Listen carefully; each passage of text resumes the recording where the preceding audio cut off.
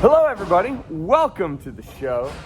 Rare edition here. I'm with Corey Meyer, brewer here at Moksa in Rockland, California. And today we are going to taste the newest release coming out, Nuterzzzzz.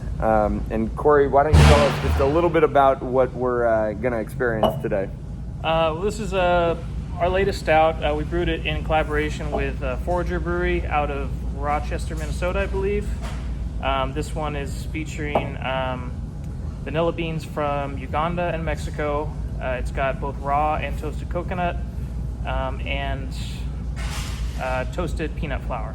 Okay. So we're trying to bring those nutty elements together. Got it. And what's the, I feel like I hear more about peanut flour more than throwing a can of Planters in there. What's the thought process that goes into the flour versus, peanuts?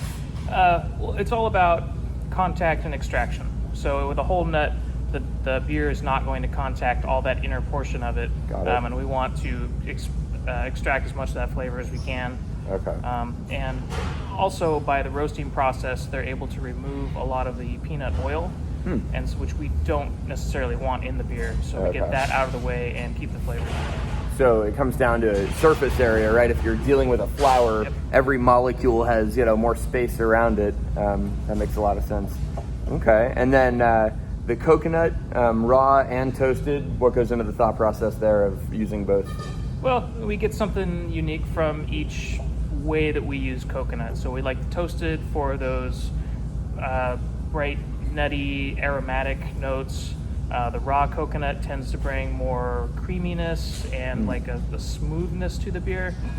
So for this one, it was about 2/3 raw, 1/3 toasted was the ratio we settled on. And it's funny, I feel like I always see, when it comes to cacao nibs, we're talking about sources, and same thing with vanilla beans. Sure. How important is that on the coconut side? Like, is there a big variation between coconut from one place to the other, or do you know?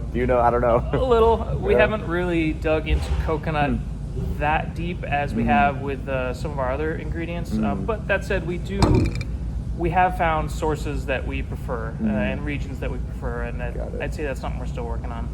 Cool. All right, well, let's smell this beer. So it's still a little bit chilled, right? It just came out. What's the thought process on that? Because this is a highly debated concept, right? Like, you get your bottle out of the refrigerator or cellar or, I don't know, bathroom counter or wherever you keep your bottles. Is there a proper temp? Do you like to see it evolve? How does that, what's your process there? I mean, common knowledge goes that, well, not common knowledge, but it's said that stouts, a lot, like especially stouts like these, you probably want to serve at 50, 55 degrees. And the reasoning behind that is mainly aromatics. Okay. So the warmer the beverage is, the more of those aromatics are going to come out at you, and you'll just get that fuller experience that way. When a beer is ice cold, it impacts your palate very differently than when it's warm. It's very similar to the wine process, right? It's, you don't want to drink even your white wines. If you have them ice cold, they're not going to be as expressive when you swirl them around in the glass. So beer is very much the same way. Okay. Yeah. Well, cool. So I've had this beer in front of me for several minutes now, and I wanted to refrain from experiencing it until, I'm on the video, and my mouth is actually watering quite a bit.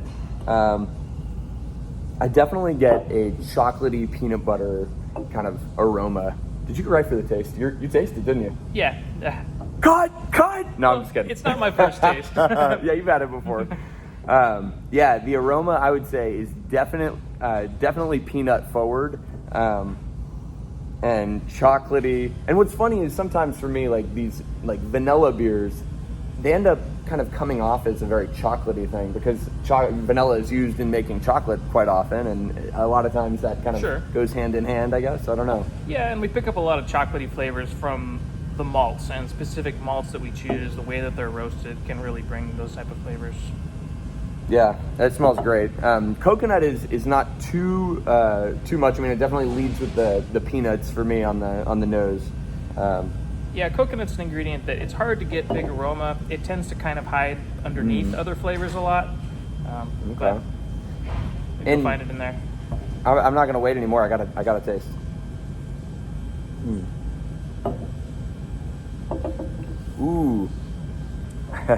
Oh, that's good.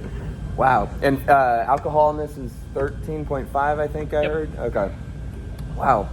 It's got a very, very viscous mouthfeel, very rich, very decadent, not overly sweet, which I appreciate. You know, sometimes they, you know, especially if you play with the maple and other things, it can be like, you know, that lever gets pulled all the way down. And but this is really good.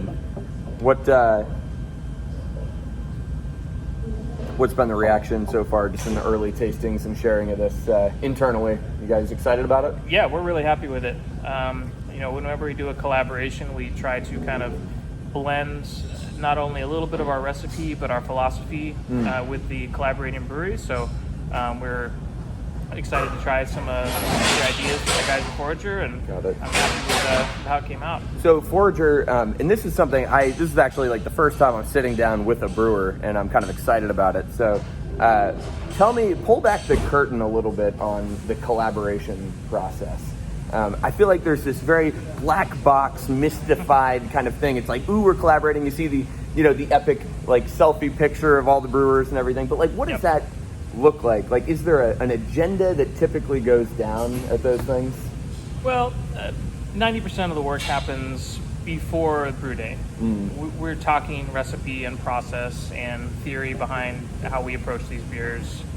So pretty much it's all hammered out by the time they actually come visit. And the brew day itself it depends on the brewery size. For us, Derek and I are here making the beer while they're hanging out. If you go to visit somebody large, they'll be like, oh, the beer's being brewed over in the corner over there. Let's go hang out.